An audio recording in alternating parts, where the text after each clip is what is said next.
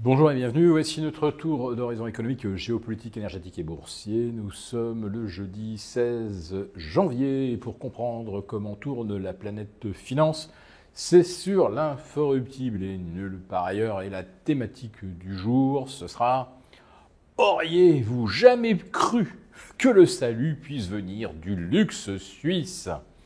Ouais, parce que les 2% de hausse du CAC 40, c'était probablement le scénario le plus improbable qu'on pouvait envisager au soir du mercredi 15 janvier. Même si le CAC 40 avait réussi à raccrocher les 7005, le cœur n'y était pas. Et notamment après la révision à la baisse des prévisions de croissance en France, avec une Allemagne qui s'enfonce dans la récession. Et on pouvait juste tenter de se rassurer avec une forte baisse des rendements obligataires suite à la publication de chiffres d'inflation dont on peut douter qu'ils indiquent une tendance à la décrue durable. 2,9 aux États-Unis, on craignait que ça soit au-delà de 3. Or, alimentation et énergie, on est à 3,2, on craignait 3,3. Et aujourd'hui, les prix à l'importation restent également sages. Mais vont-ils le demeurer avec un baril de pétrole qui refranchit non seulement les 81 dollars à Londres, mais également les 82, et ce pour la première fois depuis la fin du mois de juillet 2024. C'est une résistance importante qui vient de voler en éclats sur le pétrole. Ça ouvre la route des 87 dollars.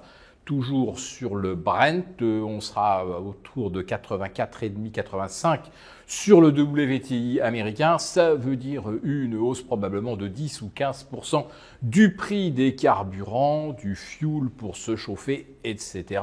Ça remet complètement en cause les perspectives et les projections d'inflation pour les 3 ou 6 prochains mois. Mais voilà, on s'accroche aux chiffres instantanés, à la photo dans le rétroviseur de l'inflation au mois de décembre. Et youpi, on est content. Ça a permis au taux long américain de se détendre de moins 10 points, 12 points même, au meilleur moment, alors que le 30 ans attaquait la barre des 5%, pour la première fois depuis, je crois, octobre 2023, mais surtout même depuis, en fait, l'automne 2011. Oui, des taux au-delà de 5% sur le 30 ans américain. Il fallait remonter presque 14 ans en arrière. Et en France, eh bien, le rendement des Bund va culminer aux alentours des 2,60 et retombe maintenant un tout petit peu. Mais ce tout petit peu, faut le comparer à ce qu'on avait le 17 septembre dernier, c'est-à-dire des taux qui étaient en dessous de 1,90 sur le 10 ans allemand, tandis qu'on était revenu également tout proche des 2% sur le 10 ans français. Voilà, donc il y a une différence considérable de rendement obligataire en l'espace de 3 mois. Et on voit pourtant les indices US revenir à 2 ou 3% des sommets et l'indice DAX à Francfort battre un nouveau record mercredi au-delà des 20 600 points, c'est-à-dire 200 points de mieux que le 13 décembre dernier, donc à un mois de distance. On bat un nouveau record avec des taux qui, dans l'intervalle, ont pris entre 30 et 40 points supplémentaires. Bref, on continue de creuser le gigantesque écart, il est même historique, entre le rendement des actions aussi bien à Wall Street que sur l'Eurostoxx 50. Alors Wall Street, c'est spectaculaire, puisqu'on était à 5,80 sur le 10 ans et on était à 1,25 sur le rendement des valeurs du S&P 500. Donc aujourd'hui, avec la remontée du CAC au-delà des 7006, l'Eurostoxx qui repasse au-delà des 5000 et les indices US comme le S&P qui remonte à 5950, eh bien, l'écart de rendement, en fait, s'est encore dégradé. Même si les taux ont baissé, en fait, les actions sont encore plus cher aujourd'hui. Et aujourd'hui, pourquoi le CAC 40 flambe-t-il? Eh bien, grâce à Richemont, et oui, le luxe suisse qui fait de nouveau envie en Asie, aux États-Unis, et les ventes sont ressorties supérieures de près de 5% par rapport aux estimations. Waouh, on est sauvé, la croissance est sauvée. Le luxe helvétique brille de mille feux. Et là, on a assisté ce matin à Paris à quelque chose qui est quand même rare. On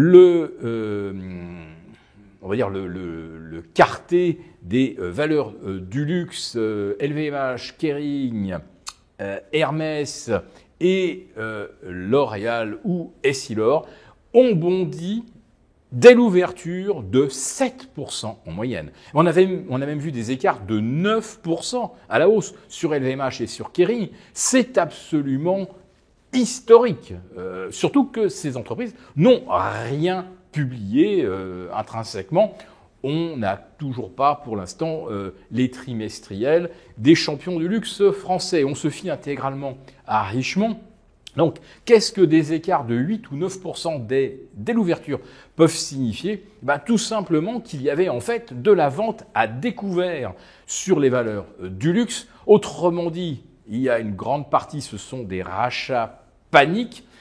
Ça ne signifie pas forcément que l'on est complètement convaincu que le luxe sera la locomotive des marchés en 2025. Néanmoins, il y a peut-être quand même un espoir que les gains de ce 16 janvier perdurent. Il faudrait que d'ici 15 jours, ou même pas d'ailleurs, ça sera peut-être annoncé un petit peu avant, le gouvernement chinois, à l'occasion de la Golden Week qui célèbre le nouvel an chinois, eh bien que le gouvernement chinois annonce de grosses mesures de relance et pas ce qu'on a considéré comme des mesurettes en 2024. Donc un bon gros plan de relance massif à base de déficit et qui permettrait donc aux Chinois les plus riches de retrouver des marges de manœuvre. Parce que n'oubliez pas que le krach immobilier en Chine a appauvri l'épargnant chinois de l'équivalent de moins 18 000 milliards de dollars en l'espace de 3 ans. Voilà.